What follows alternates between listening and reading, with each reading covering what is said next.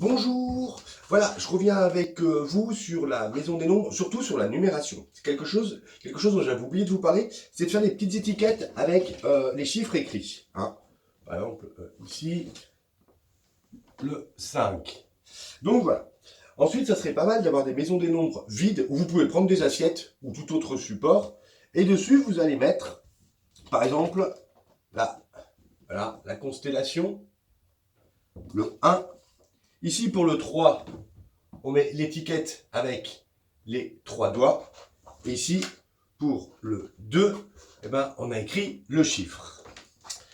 Voilà, je les ai mis avec de la pâte à fixe, hein, mais vous pouvez simplement les placer, les poser. Et ensuite, bah, l'enfant, lui, doit compléter. C'est-à-dire que dans la maison du 1, il va falloir qu'il retrouve les doigts qui forment le 1 et qu'il retrouve l'étiquette du chiffre 1. Pour le 2, c'est exactement pareil. Il retrouve la constellation du dé sur lequel il y a 2 points. Et il retrouve la main sur laquelle il y a 2 doigts. Pareil pour le 3. Le 3, il faut retrouver le chiffre et la constellation du dé. Voilà. Ce qui fait que dans les maisons, il y a les 3 représentations des nombres. Le 1, le 2 et le 3.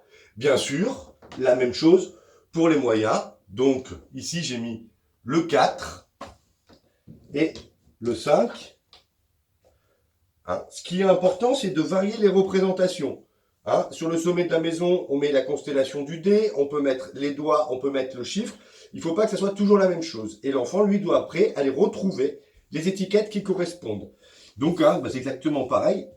Donc, pour le 4, il prend la constellation du 4 et 4 doigts. Et pour le 5, 5 doigts.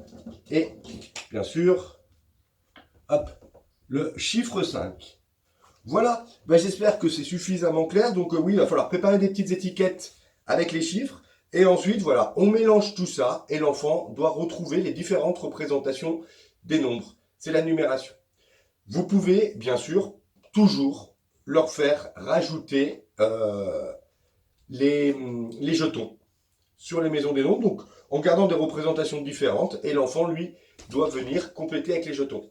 Eh ben, je vous souhaite une bonne journée. À bientôt.